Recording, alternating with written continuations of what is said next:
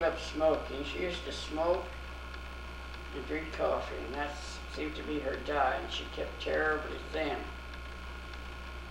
And when she got the emphysema, she just couldn't smoke anymore.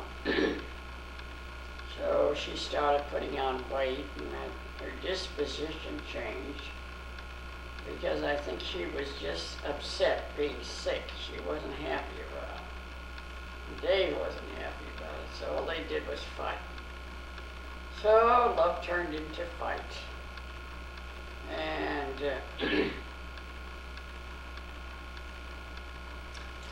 she stayed back there to sell the house. And he was happy being here alone. Didn't care about her at all. The setup was he was going to go home every weekend, or once a month, but it didn't work out that way. He just kept on putting it off and putting it off. So finally, they all came out here,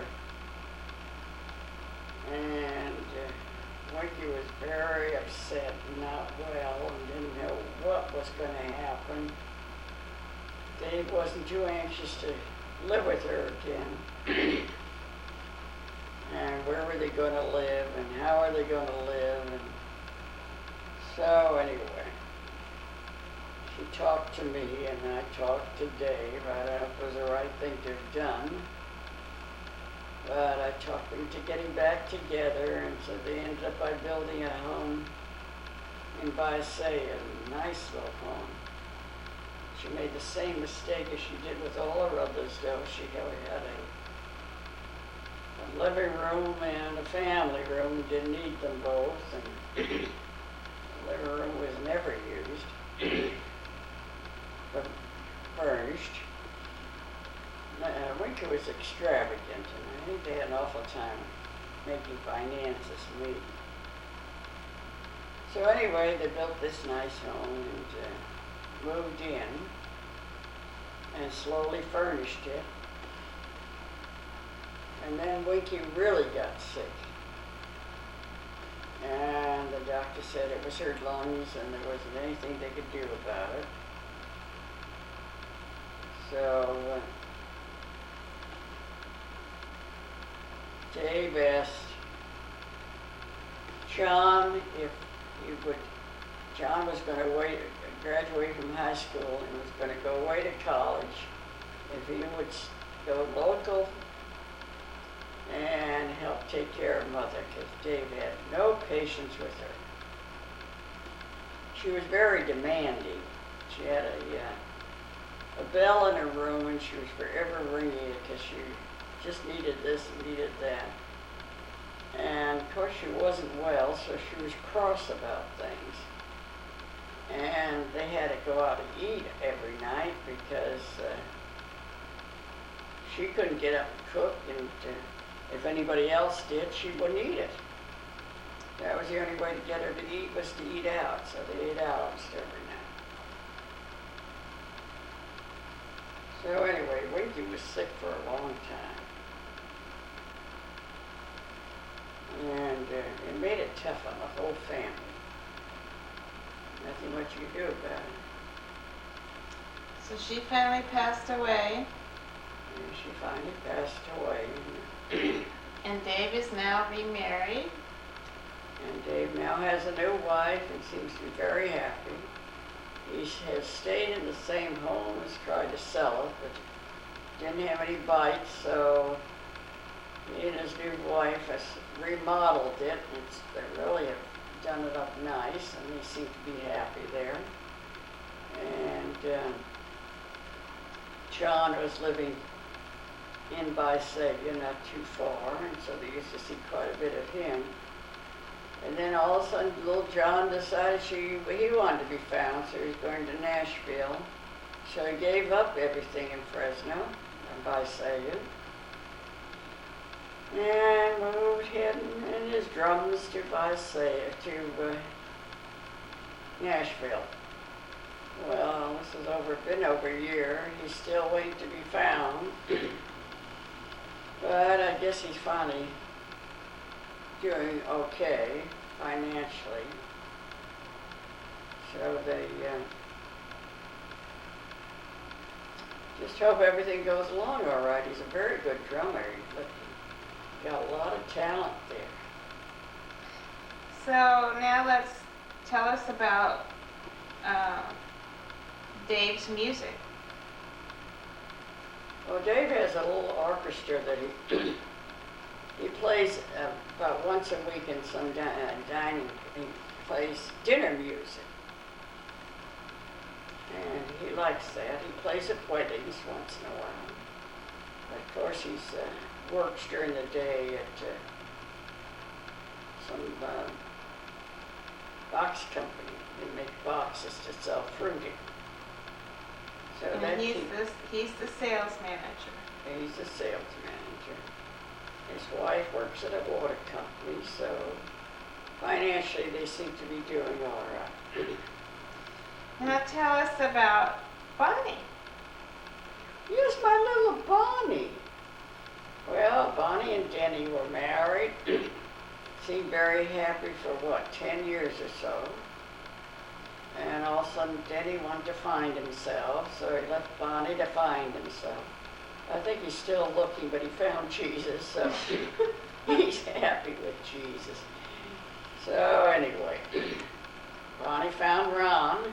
That's very happy there, and she has a nice, lovely home in the desert, and that's where all this mischief is going on. I am being videotaped. Don't I look gorgeous? Oh my, what you don't go through. Now what else do you want to know? Well, tell When us. am I going to die? No, tell us I about. think I'll go home and die. Tell us about Ron's children and Bonnie's children. Well, Ron has 2 boys and a girl. And Ron has put his oldest son, Erica, Derek. huh? Derek. Derek, in the girl's name, through college, and Derek's got a terrific job now. He's got a girlfriend.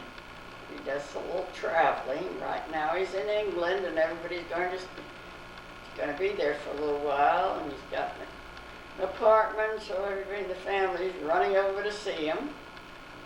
And then comes Derek. Debbie. Oh, Debbie.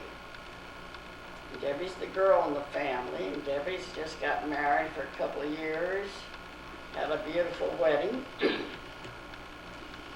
And then comes Derek. Craig. Craig. You're naming them all Derek. Then comes Craig, and Craig's got a lovely girlfriend. And everybody has their own little apartments, and everybody seems very happy. Bonnie and Ron bought a lovely home. The desert, that's where I am now, beautiful. And they had a lovely swimming pool, lovely furnished, lovely. I'm very lucky. Cindy, Bonnie's oldest, lives in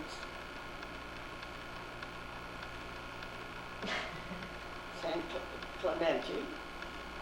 They have a cute little home there, and she's expecting her first child. So it's going to be my great-grandchild and Bonnie's first grandbaby. She's so excited she's buying everything under the sun for the baby. This videotapes for the baby to find out who's great-grandma. So anyway, I'm just having a wonderful time. Went to corn roast, which I haven't been for ages. Met a lot of folks I haven't seen for a long time.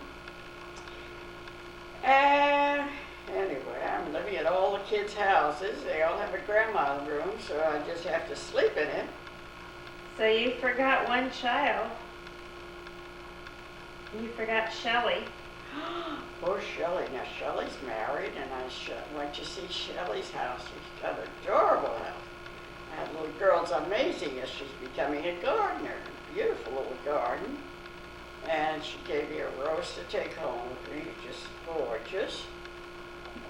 And she's a good little housekeeper, and the house is real clean and nice, and everybody seems happy in their own little homes. Bonnie did an awful lot of riding from here to there and what have you, and we spend the night in each house with each granddaughter, and enjoyed myself and was baby and taken care of. Well, Wonderful. we're gonna go back in time because I want you to tell us what Menlo Park was like when you first moved there. Well, when we first moved to Menlo, it was quite a young little town. In 1944. In 1944, in fact, houses across the street weren't built. There weren't too many houses on the block. And everything was in walking distance. And we had a nice park in Menlo. They were just starting the clinic. We were having our own clinic, so we didn't have to go to Palo Alto to take the kids. And how did you get your produce, My what? your vegetables? Oh, we had what a vegetable man came 3 times a week. So I never knew what I was going to have for dinner until the vegetable man got there.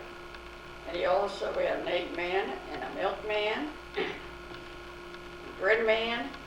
So I really didn't have to go and do too much in the way of shopping. Because they would all drive their trucks They down your all street. drive, yeah, and up and down the street. I mean, ice cream man, so everybody came to see us. And we had a nice neighborhood. We had neighborhood parties and swimming pools, There was a swimming pool across the street from us, so we had the advantage of going over there swimming, which that was fun. So Princeton was a nice street to live. We had nice neighbors till everybody started to die, one after another, left this good earth. But you had lived on that street for over 50 years, right? Pardon? You lived in that house for over 50 years. Yeah.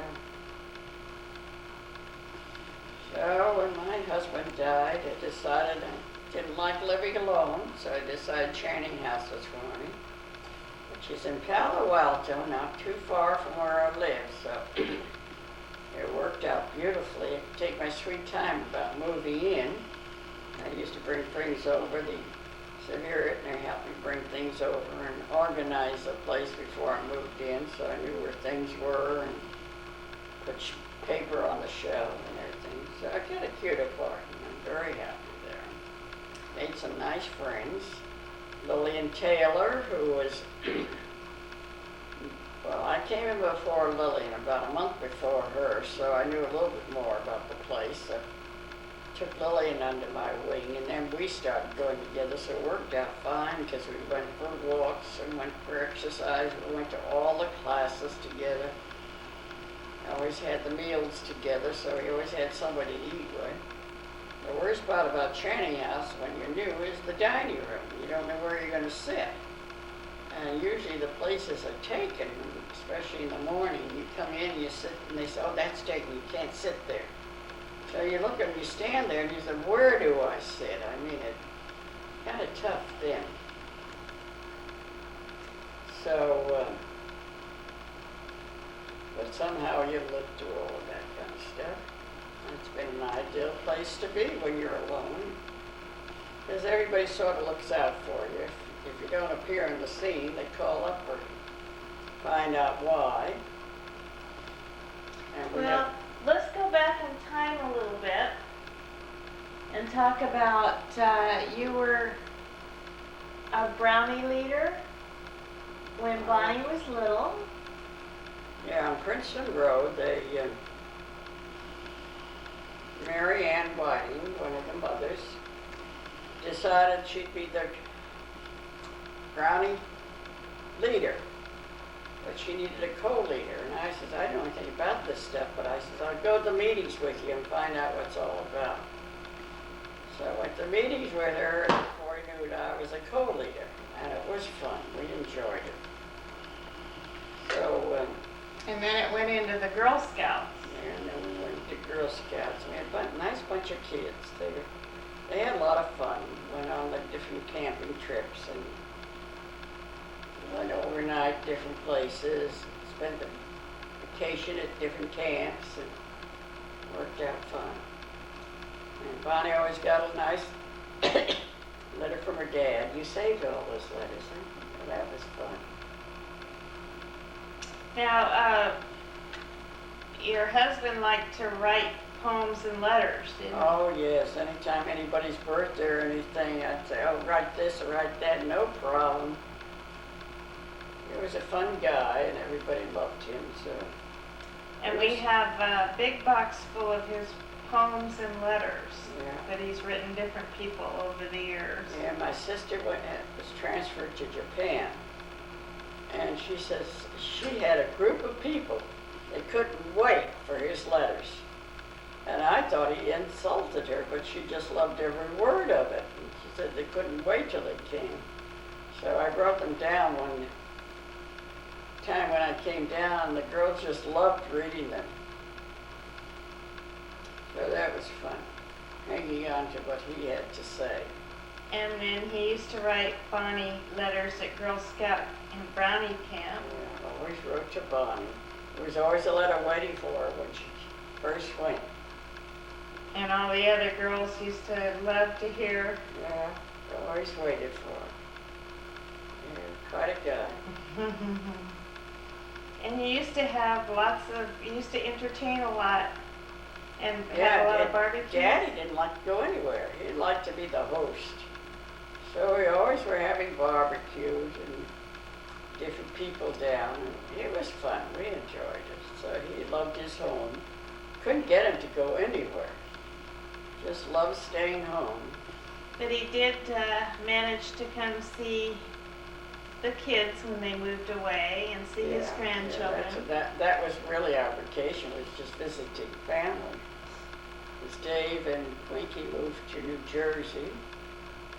So I think we managed to go there once a year. I think maybe we went there at Christmas sometimes. We divided them one year? Did I always come down here at Christmas? I don't know when we went there, but we spent some time there. And you took some nice trips. You went to Europe? Yeah. Well, we didn't do much of that until after you retired. And you took several of the Greyhound bus tours? Yeah, cross-country bus ride.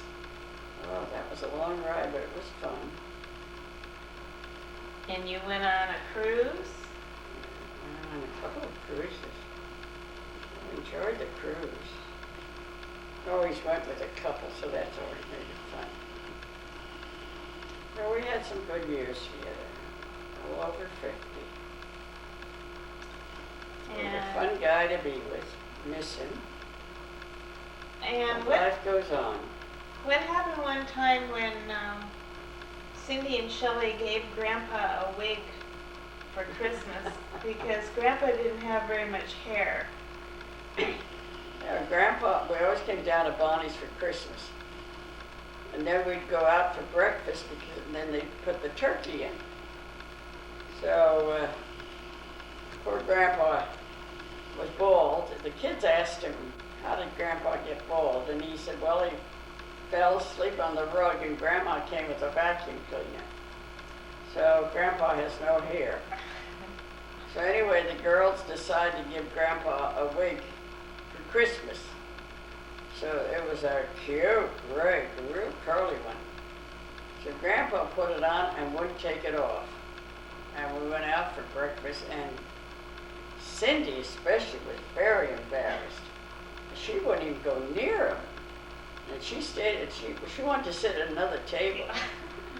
It was so funny. He just took off, he left the wig on and was smoking his pipe. Everybody looked at him and he acted like, well, this is me, this is the way I'm going to be here. Oh, she didn't want anyone to know she was with Grandpa. So she finally ended up going into the ladies' room and hiding until it was time to leave. I hid the wig out. Oh, she was funny. Why don't you tell us a few things that happened when you were in nursing?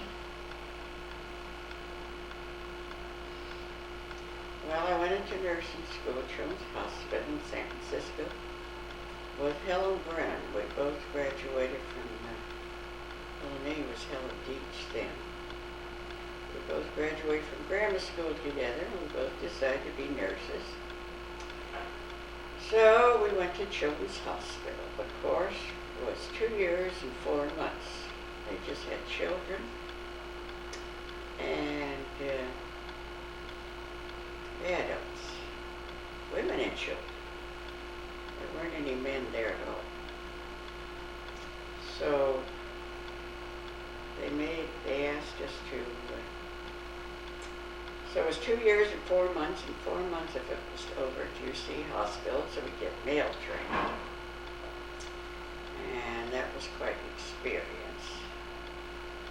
I met most of my friends from nursing. A group of us used to get together after we got married. Well, what happened when you went over to University of California to take care of the men? Well, they gave us quite a time because they knew that we were from Children's Hospital. They teased the life out of us. And I remember I had one room that had 4 men, and they each had a little curtain that went around them when we waited on them. So they teased the life and said, oh, when I was making his bed, I had to lean over and he had to lift up 1 foot. And he said, oh, wait till that other one goes up. They gave me quite a time to tease the life out of me, but we enjoyed it immensely. The men were so much easier to take care of than women. And of course, in those days, they kept them in the hospital for so long, and they really kept them in bed. The worst thing was to get up. So they kept us busy. But the men weren't as demanding, and they were more fun to be around and more appreciated. Now, how long, if a woman had a baby in the 1920s? Yeah, when they had a child, they stayed in the hospital 10 days. And they weren't allowed to get out of bed. So they were pretty weak when they did get up. So in fact, I don't think they were ready to go home because they had so much rest. So, and they got so they didn't want anything thrown away, and we had to change their flowers for them. They were really babied. Now, when you had your children, were you in the hospital for 10 days? I was with both of them, yes. Made it nice, especially the second one, because you got your rest. And what was your hospital bill after you had your children? Do you remember? I think it was $70. For 10 days in the hospital. 10 days in the hospital. The doctor visited almost every day. And really got wonderful care. It was real nice. Okay, so now let's talk about your husband a little bit. Let's talk about, I think we should talk about your wedding night.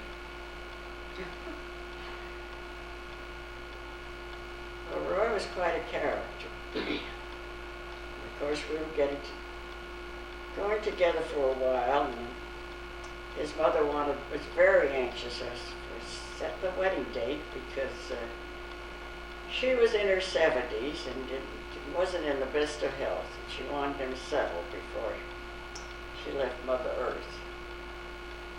So we really met in April and got married in November. But I was over at her house one night for dinner, and he said, I have something for you. So he gave me a little box, and in the box, wrapped up in toilet paper, tons of toilet paper, was this little wedding ring he gave me. It was cute, he did things like that. And he was gonna put a diamond in it for every year you were married? Yeah. How many years were you married? 50 years, but I think I got 10 diamonds. Yeah, that would have gone all the way around the ring. But anyway, maybe he forgot about it. I should have reminded him. I think you should have. Okay, so you get married, at City Hall. Oh, yes, and we got in the elevator with his best friend. There wasn't any just my sister and his friend and his mother were at the wedding. Well, his best friend, Mervyn, I've forgotten his name, and there were just the three of us in the elevator. And Roy was saying, well, I hope you'll be very happy with her. And he said, I'm not marrying her. I almost slapped his face. This was our wedding day. But I made a wonderful husband. And where did you go on your honeymoon? We went to Sacramento in the Delta Queen riverboat. That was before it went back. The Delta Queen moved back to Mississippi. And that was fun. We really enjoyed that. I thought you were sick. I didn't get sick on the boat. Oh, you didn't? No, it was so smooth and so easy going. Oh. No, that was real nice. And how long? He was the one that acted up. His ulcers acted up. He was as nervous as a cat. And all he's doing was shooting pills in his mouth. Hems and what have you. Well, what was he nervous about? He just got married. New experience. Okay. And so what happened on your wedding night? I'm not going to tell that. I think we need to know. Oh my. Well, I guess we got married a little bit too soon because I was still having my menstrual period. So poor Daddy had to go to bed with a book. He acted like this is what happens on a wedding night. So I thought, oh, well, I'm sure he wasn't reading a line of it, and I crawled in bed with him. Poor Daddy. So then when you first got married, where did you live? Well, I went back to work, and he went back to work, so we lived across the street from the hospital, which made it quite nice because just had to run across there. And I used to have my breakfast at the hospital, but after I got married, I had to stay home and have breakfast with him. But he was having so during the Depression, and all of telephone men took time off, AR time, so that they didn't have to can anybody. So I had him home quite a bit. And it was tough because all he was waiting for was for me to come home. And sometimes I had to work overtime and he'd come in the car and toot the horn. So I had to come downtown, I'd be out in about a half an hour. He didn't like that. He didn't like waiting. But anyway, we managed it. And so how long did you live there? Well, his mother wasn't doing too well and she needed care. So we decided maybe she should live with us. So we had to get a bigger place so that she'd have a room for herself. So we moved, and she moved in with us. And it was kind of tough on her because she was hard of hearing. And of course I didn't drive, so anytime I went shopping, she'd go with me, but she had a bad leg, and we had to walk awfully slow. And of course I had to go quite a ways to shop. So it was a long walk for her. So it really didn't work out too well for her. I think she missed her independence. So one day decided to move out and get her own apartment. So then we had to move again because the place was too big for us. But I always managed to be around the Children's Hospital because I worked there. So tell us about the time after you moved when you went to a Halloween party. And oh, he went dressed up as what was he? Louis the 14th or something? Yeah, something like that. Anyway, he was in costume. And I think we had just moved. And a little bit